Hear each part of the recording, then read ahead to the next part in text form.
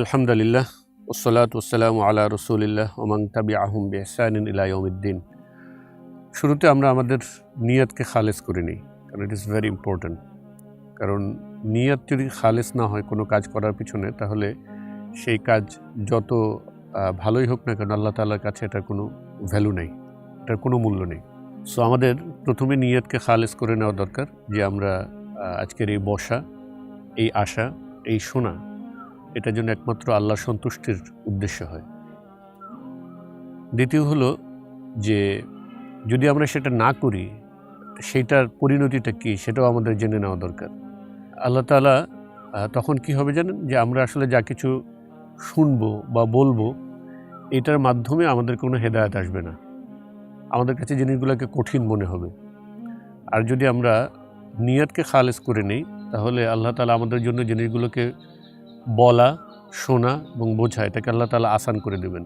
একটা আয়াত আছে, ফামান ইউরিদিল্লাহু আন ইয়াহদিয়াহু ইয়াশরাহ সাদরাহু লিল ইসলাম ওয়া মান ইউরিদ আন ইউদিল্লাহু ইয়াজআল সাদরাহু দায়িকান হারাজান কাআন্নামা ইয়াসআদু ফিস সামা।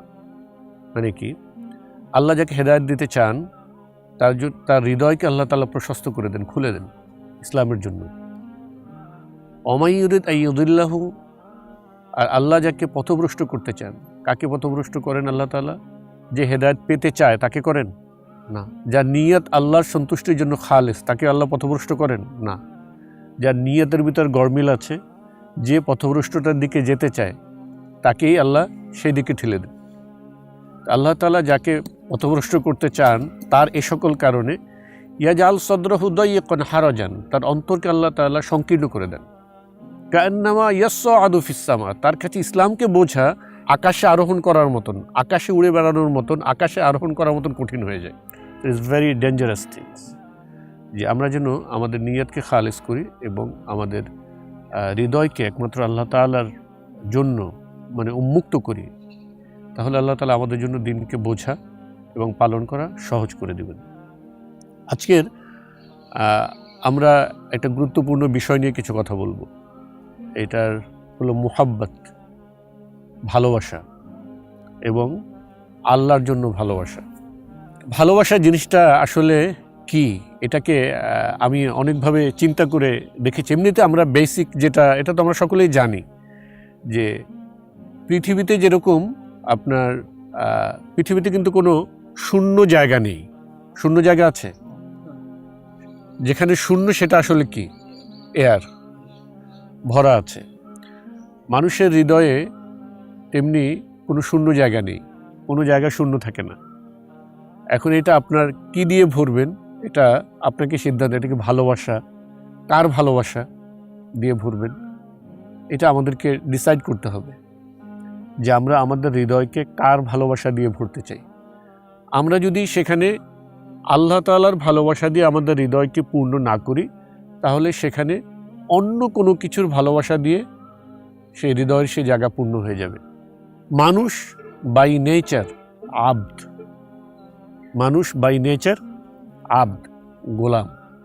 মানুষকে আল্লাহ তাআলা এই আবদিয়াত, দাসত্ব, মানুষ যে আল্লাহ তাআলার দাস, এটা দিয়েই আল্লাহ তাআলা মানুষকে সৃষ্টি করেছে। মানুষ দাসত্ব করবেই।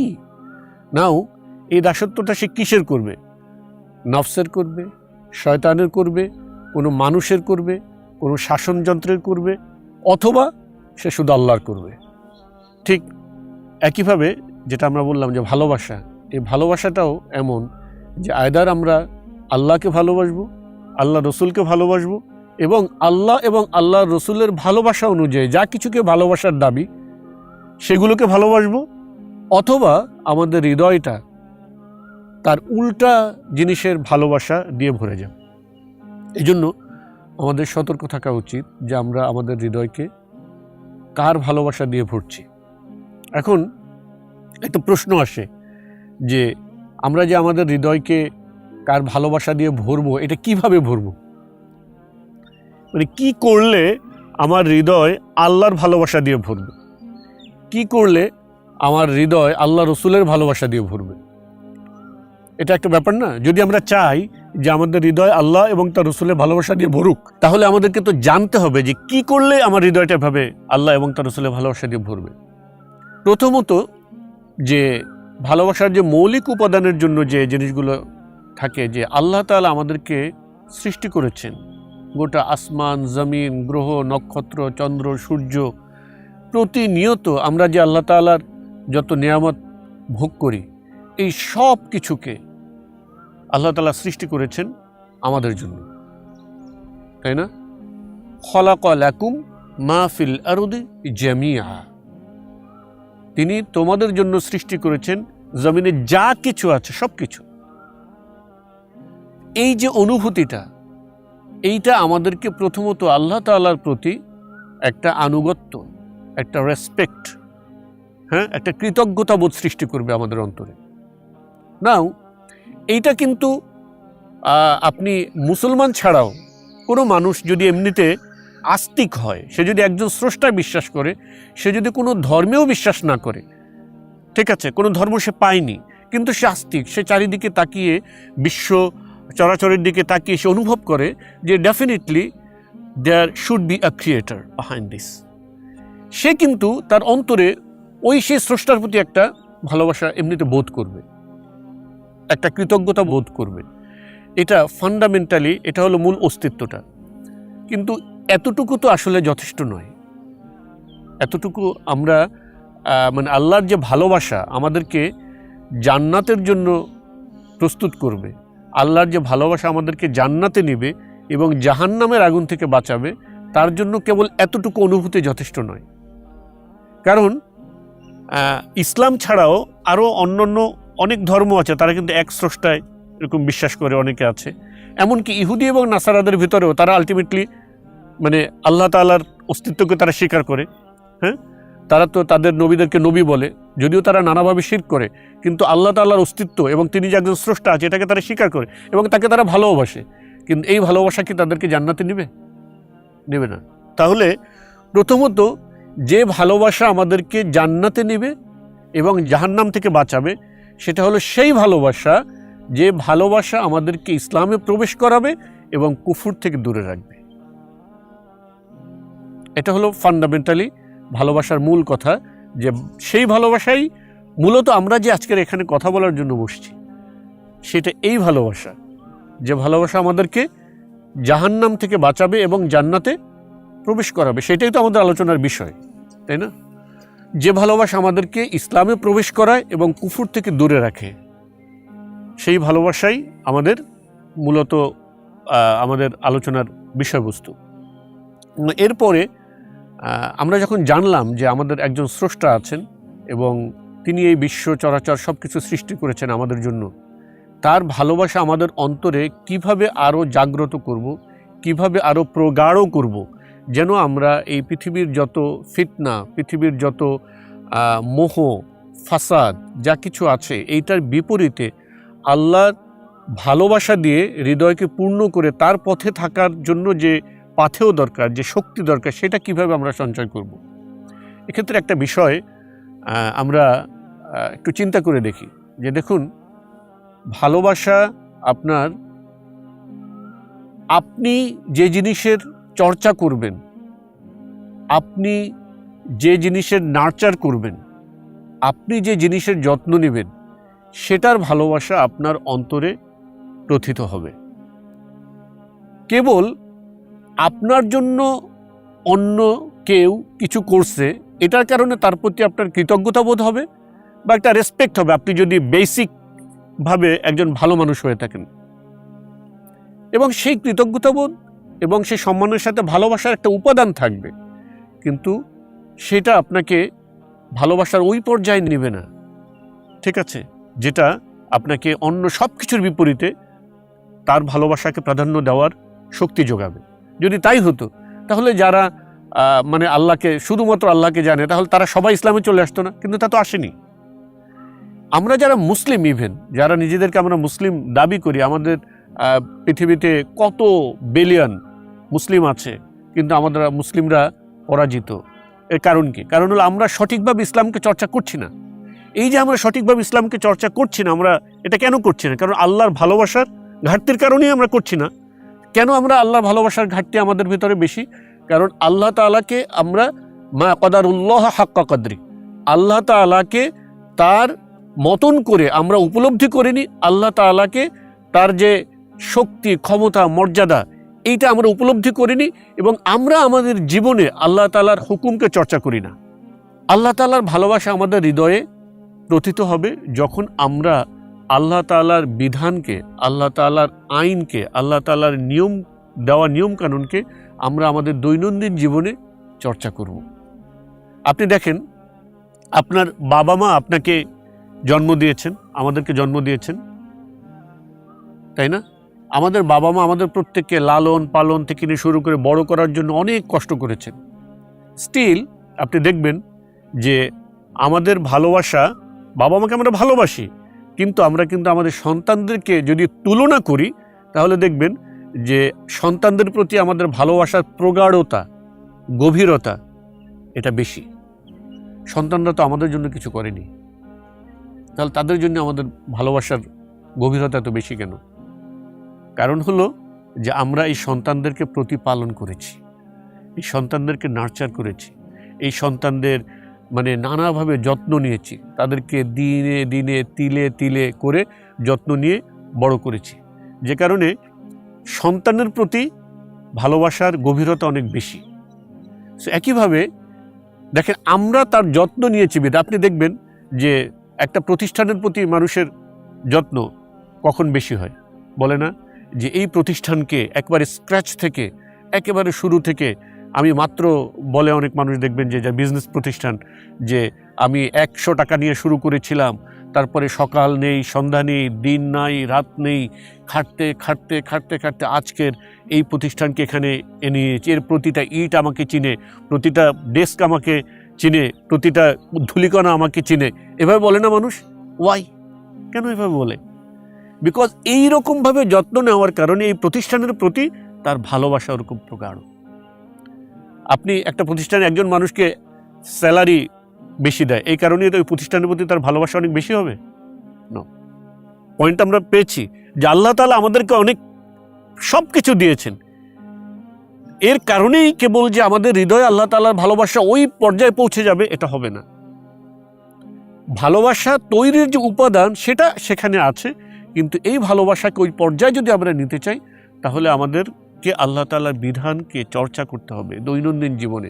আমরা যখন প্রত্যেক দিন 5 ওয়াক্ত সালাত আদায় করব, আমরা যখন রমাদানে সিয়াম পালন করব, আমরা যখন নিয়মিত যাকাত দিব, আমরা যখন ফরজ হলে হজ আদায় করব, হ্যাঁ, এবং আমরা আমাদের দৈনন্দিন জীবনে ইসলামের যে অনুশাসন এগুলো যখন মেনে চলব, তখন আমাদের হৃদয় আল্লাহ তাআলার ভালোবাসা পয়দা হবে। আল্লাহ রসুলের ভালোবাসার কথাটা আমরা চিন্তা করি। একজন মানুষ যিনি 1400 বছর আগে পৃথিবীতে এসেছিলেন, ঠিক আছে, তার প্রতি ভালোবাসা, এমন ভালোবাসা তৈরি করা যে আপনি তার সম্মান রক্ষার জন্য জীবন উৎসর্গ করতে পারেন, এটা কেবল বললেই আসলে আপনার ভিতরে আমার ভিতরে হয়ে যাবে? হয়ে যাবে না। এটা কখন হবে? হ্যাঁ, আপনি মৌলিকভাবে বুঝতে পারবেন, আপনি যদি রিয়েলি ফিল করেন যে একজন মানুষ 1400 বছর আগে তার জীবনকে উৎসর্গ করে দিয়েছেন আমাকে জাহান্নামের আগুন থেকে বাঁচানোর জন্য, তাহলে আপনি তার প্রতি একটা কৃতজ্ঞতা বোধ অনুভব করবেন, একটা সম্মান বোধ অনুভব করবেন। এরপরে যখন আমরা আমাদের জীবনে সে আল্লাহ রসুলের সুন্নাহকে অনুসরণ করব, আমাদের হাঁটায়, চলায়, হ্যাঁ, আশায়, বসায়, সব কিছুতে, এবং আমরা আমাদের জীবনের মিশন এবং ভিশনে, আল্লাহ রসুল যে জীবনের মিশন এবং ভিশন নিয়ে পৃথিবীতে এসেছিলেন এবং তিনি সারা জীবন যে ভিশনকে বাস্তবায়ন করার জন্য তিনি ত্যাগ করেছেন, সেই মিশনে যখন আমরা যুক্ত হব, তখন আমাদের আল্লাহ রসুলের প্রতি সেই ভালোবাসা আমাদের হৃদয়ে তৈরি হবে। এখানে একটা বিষয় আমাদের ভালো করে আমরা চেষ্টা করতে পারি বুঝে নেওয়ার জন্য, যে রসুলের প্রতি ভালোবাসার, আল্লাহর প্রতি ভালোবাসার মৌলিক জায়গাটা কি, এবং সেকেন্ডারি, তার মানে থার্ড, ফোর্থ, এরকম নানা স্তর আছে। প্রথম হলো যেমন আল্লাহর প্রতি ভালোবাসার, আল্লাহ রসুলের প্রতি ভালোবাসার প্রথম জায়গা হলো যে আপনি সামগ্রিকভাবে, আল্লাহ তাআলা রসুল পাঠিয়েছেন, বলেছেন লিউযহিরাহু আলাদ্দীনি কুল্লি। আল্লাহ তাআলা রসুল পাঠিয়েছেন কেন? আরসালা রসুলাহু বিল হুদা ওয়া দীনিল হক লিউযহিরাহু আলাদ্দীনি কুল্লি। যে আল্লাহ তাআলা রসুল পাঠিয়েছেন দ্বীনে হক সহ, হেদায়েত সহ, লিয়ুযহিরাহু, তিনি এই দ্বীনকে বিজয়ী করবেন আলা দ্বীনি কুল্লি, অন্য সকল দ্বীনের উপরে। এটা হলো রসুল পাঠানোর মূল উদ্দেশ্য, তাই না? তাহলে আমরা যখন আমাদের জীবনে আল্লাহর দ্বীনকে অন্য সকল ব্যবস্থার উপরে প্রতিষ্ঠিত করার জন্য যদি আমরা আমাদের জীবনকে নিয়োজিত না করি, তাহলে মৌলিকভাবে কিন্তু আমরা আল্লাহ রসুলের যে জীবনের উদ্দেশ্যের সাথে কি হলাম না, অ্যালাইন হলাম না।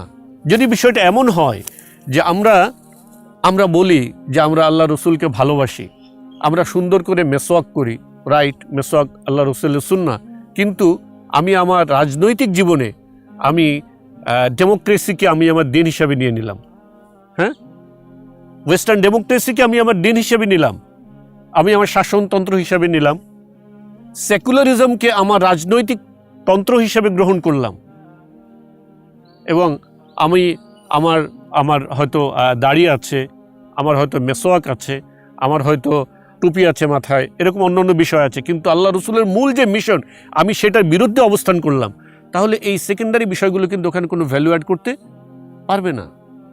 আল্লাহ রসুলের আনিত অর্থ ব্যবস্থাকে যদি আমরা মেনে না নিয়ে আমরা যদি কার্ল মার্কস, লেনিন, মাও তসে তুং কিংবা আমরা ক্যাপিটালিস্ট অর্থনীতি, হ্যাঁ, এগুলোকে যদি আমরা আমাদের জীবনে চর্চা করতে থাকি এবং গ্রহণ করে নেই, তাহলে আমরা আল্লাহ রসুলের আনিত যে অর্থ ব্যবস্থা সেটাকে যদি আমরা বর্জন করি, তাহলে তো আমরা আল্লাহ রসুলের মিশনের সাথেই সাংঘর্ষিক অবস্থান নিলাম।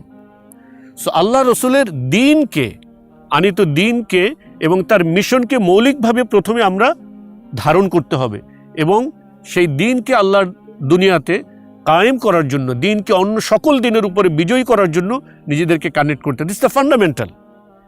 এরপরে আমাদেরকে আল্লাহ রসুল দৈনন্দিন জীবনে যে সকল বিধিবিধান, যে সকল নিয়মকানুন তিনি পালন করেছেন, সেগুলোকেও আমাদের জীবনে পালন করতে হবে।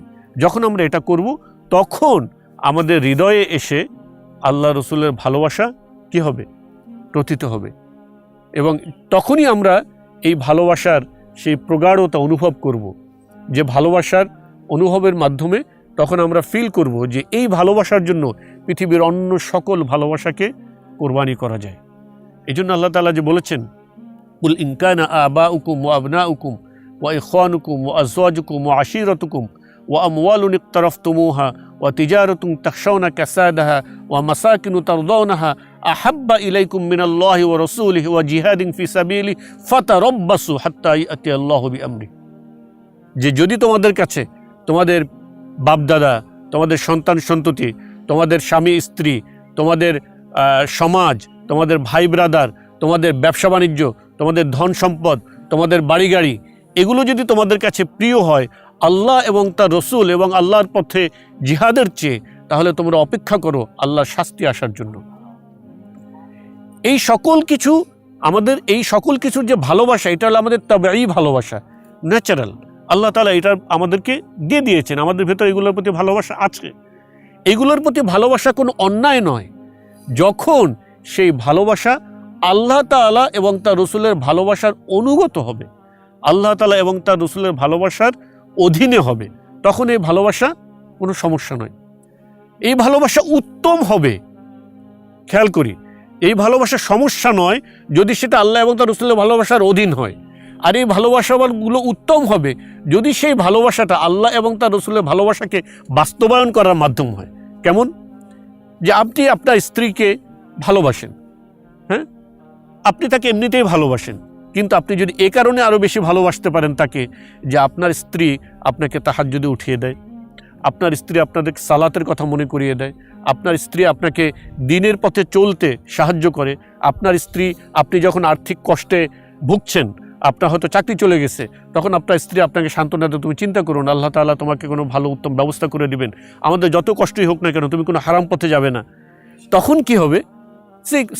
সেম অল্টারনেট ওয়েটা যদি হয় যে আপনি আপনার স্ত্রীকে যদি দ্বীনের পথে চলতে সাহায্য করেন, তাকে আপনি পর্দা করতে সাহায্য করেন, তাকে আপনি যদি বলেন যে, হয়তো অনেক সময় এরকম হয় যে সে হয়তো কোনো চাকরি করতো, আপনি তাকে বললেন যে না, চাকরি করতে তোমার দ্বীনের স্যাক্রিফাইস করতে হয়, দরকার নেই তোমার চাকরি করা, তুমি ঘরে থাকো, একটু কষ্ট হলেও আমরা এভাবেই চলবো। এভাবে যদি পরস্পরকে, স্বামী স্ত্রী, ভাই বোন, বন্ধু, এবং পরিবার পরিজন যদি পরস্পরকে দ্বীনের পথে উদ্বুদ্ধ করে, তখন তাদের প্রতি ভালোবাসাটা সেই ভালোবাসার মূল সূত্রের সাথে কানেক্ট হয়, আল্লাহ তাআলাকে ভালোবাসার সূত্রের সাথে কানেক্ট হয়। তখন পৃথিবীতে মানুষ যে ভালোবাসার যে ইন্টেন্সিটি, যে গভীরতা, এটা কেবল তখনই অনুভব করতে পারে, তখন সেটা রিয়েলিটির পরিণত হয়। আপনার ভালোবাসার যে মূল সূত্র আল্লাহকে ভালোবাসা, তার সাথে কানেক্টেড হলো।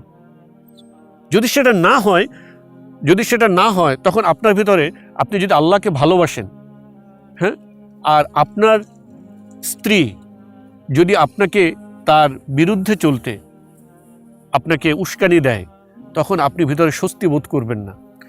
আপনার স্ত্রী যদি আল্লাহর পথে চলতে চায় আর স্বামী যদি তাকে আল্লাহর পথে চলতে বাধা দেয়, তাহলে সেই স্ত্রী কখনো সেই স্বামীর সাথে স্বস্তি বোধ করবে না। কারণ ভালোবাসার যে মূল সূত্র, সেই মূল সূত্রের সাথে ভালোবাসার সূত্রগুলো কানেক্টেড হচ্ছে না। যে একটা আপনার গ্রেটার যে একটা অ্যালায়েন্স থাকবে এবং গ্রেটার যে একটা রিদম থাকবে, প্রত্যেকটা জিনিসকে সাহায্য করবে, সহযোগিতা করবে, একটা আরেকটার সাথে রাইটলি কানেক্টেড থাকবে, সেটা তখন ব্যাহত হবে। এজন্য আল্লাহ এবং তার রাসূলের ভালোবাসা হলো আমাদের জীবনের সকল ভালোবাসার মূল সূত্র। এই ভালোবাসার সাথে অন্য সকল কিছুর ভালোবাসা তাবে, অনুগত এবং তার অধীন। যখন আমরা এইভাবে সারা পৃথিবীকে ভালোবাসতে পারবো, তখন আমাদের ভালোবাসাটা মূলত তার পূর্ণতা এবং তার সঠিক রূপ লাভ করবে। ঠিক আছে, একটা কথা, ভালোবাসা রিলেটেড একটা কথা বলে আমি আমার আলোচনা শেষ করব। আমরা জানি একটা বিখ্যাত হাদিস আছে, যার দুনিয়া সিজনুল মুমিন ওয়া জান্নাতুন লিল কাফির, যে দুনিয়া মুমিনের জন্য কারাগার আর কাফিরের জন্য জান্নাত। এটাকে অনেক সময় এটার ব্যাখ্যায় ওলামা ইকরামগণ নানা রকম ব্যাখ্যা দিয়েছেন। একটা ব্যাখ্যা সবাই খুব ওয়াইডলি জানেন এবং বলে থাকেন যে কারাগারে কি থাকে, কারাগারে নানা রকম বিধিবিধান থাকে, আইন কানুন থাকে, সেটাকে ভায়োলেট করা যায় না। ঠিক আছে, সেটা মেনে চলতে হয়। সো মুমিনদের দুনিয়ায় কারাগার মানে হলো মুমিনদেরকে নানা রকম বিধিবিধানের ভেতরে দিয়ে জীবনযাপন করতে হয়, তাই ইচ্ছে করলেই কিছু করতে পারে না। ঠিক না? এখানে একটা জিনিস আমি অ্যাড করতে চাই, সেটা হলো যে মানুষের তাবিয়াত হলো যে মানুষ যে কোনো, যেটা আমি একটু আগে বলেছি, মানুষ যে জিনিসের যত্ন নেয়, যেটা ব্যবহার করে, সেটার প্রতি মানুষের একটা ভালোবাসা তৈরি হয়। আপনি যে বাড়িটাতে থাকবেন, তার প্রতি আপনার একটা ভালোবাসা তৈরি হয়। আপনি যে স্ত্রীর সাথে জীবনযাপন করবেন, তার প্রতি আপনার একটা ভালোবাসা তৈরি হয়। এমনকি আপনি দেখবেন যে ক্ষণিকের জন্য কোনো একটা জায়গাতে গিয়েছেন, হয়তো 1-2 দিন ছিলেন, যাওয়ার সময় আপনি পিছনে ফিরে তাকাবেন, এখানে ছিলাম, মানে আপনার একটা অ্যাটাচমেন্ট তৈরি হয়। কিন্তু জেলখানা হলো এমন একটা জায়গা যে এখানে আপনি যদি 1 যুগও থাকেন, আপনাকে যেদিন বের করে দেওয়া হবে, আপনি একটু অ্যাটাচমেন্ট ফিল করবেন না। জেলের প্রতি কোনো ভালোবাসা কেউ অনুভব করছে? আজ পর্যন্ত কোনোদিন কোনো কারাগার থেকে বেরিয়ে এসে কেউ বলছে, আমার জেলখানার সে রুমটার জন্য আমার হৃদয় কাঁদে? না, কেউ বলেনি। সো মুমিনের জন্য দুনিয়া কারাগারের আরেকটা অর্থ হলো মুমিন দুনিয়াতে থাকে, দুনিয়ার সব কিছুই সে ব্যবহার করে, কিন্তু এর প্রতি তার হৃদয়ের কোনো অ্যাটাচমেন্ট তৈরি হয় না। মুমিনের জন্য দুনিয়া থাকে হাতে আর দিন থাকে হৃদয়ে। সে হৃদয়ের দিনের জন্য, আল্লাহর জন্য এবং তার রাসূলের জন্য হাতের দুনিয়াকে যে কোনো সময় প্রয়োজনে ত্যাগ করে দিতে পারে। ঠিক আছে, সো এই যে কারাগারের যে উদাহরণটা, এটা হলো যে এটার একটা নুক্তা হলো যে মুমিন দুনিয়াতে থাকে, দুনিয়ার সব কিছুকে ব্যবহার করে, কিন্তু হৃদয়ের গভীরে মানে একান্ত কোনো অ্যাটাচমেন্ট, অবিচ্ছেদ্য অ্যাটাচমেন্টের মতো কোনো অ্যাটাচমেন্ট দুনিয়ার কোনো জিনিসের প্রতি তার তৈরি হয় না। এটা এর একটা গুরুত্বপূর্ণ এবং ভালো দিক। এই জন্য মুমিন মৃত্যুকে কি করে না, অপছন্দ করে না, মুমিন মৃত্যুকে পছন্দ করে। কারণ তার জন্য, মুমিনের জন্য মৃত্যু হলো তার সবচেয়ে প্রিয়তম, সবচেয়ে প্রিয় যে প্রভু, তার সান্নিধ্যে যাওয়ার পথের প্রথম গেট। এবং হাদিসের যে ব্যক্তি আল্লাহ তাআলার সাক্ষাৎকে পছন্দ করে, আল্লাহ তাআলাও তার সাক্ষাৎকে পছন্দ করে। যে ব্যক্তি আল্লাহ তাআলার সাক্ষাৎকে ঘৃণা করে, আল্লাহ তার সাক্ষাৎকে ঘৃণা করে। তা আল্লাহ তাআলার সাক্ষাৎকে মুমিন ভালোবাসে, এবং তাহলে আল্লাহ তাআলার সাক্ষাৎ পেতে হলে আপনার কি করতে হবে? মৃত্যুবরণ করতে হবে। তাহলে আপনি যদি কোনো জিনিসকে দেখতে ভালোবাসেন, যদি ধরেন যে এরকম হয় যে আপনি আপনার প্রিয়তম স্ত্রী কোনো ঘরের ভিতরে আছে, কোনো এটাকে একটা ওয়াল দিয়ে আটকে রাখা হয়েছে, আপনি তার সাক্ষাৎ চান, এখন আপনার যদি 7 মিনিটে গেট থাকে, আপনি কি করবেন? গেটটাকে ভাঙবেন, রাইট? ভাঙতে যাবেন, চেষ্টা করবেন। তাহলে মৃত্যু যদি, আপনি যদি আল্লাহকে ভালোবাসেন, আমি যদি আল্লাহকে ভালোবাসি, আল্লাহর সাথে সাক্ষাতের মাঝখানে যদি বাধা হয়ে থাকে আমাদের মৃত্যু, তাহলে আমরা সবসময় সেই মৃত্যুর জন্য অপেক্ষা করব নাকি? এই জন্য যে অন্য একটা হাদিসে আমরা জানি যে কারাহিয়াতুল মাউত হুব্বুদ দুনিয়া ওয়া কারাহিয়াতুল মাউত রসু কুল্লি খাতিআ। আমাদের দুনিয়াতে যত ফিতনা, যত অশান্তি, যত ফাসাদ, যত যা কিছু আছে, এই সব কিছুর প্রধানতম কারণ হলো হুব্বুদ দুনিয়া, দুনিয়ার ভালোবাসা এবং মৃত্যুকে ঘৃণা করা, মৃত্যুকে অপছন্দ করা। মুমিন কখনো মৃত্যুকে অপছন্দ করে না, মুমিন কখনো মৃত্যু নিয়ে দুশ্চিন্তা করে না।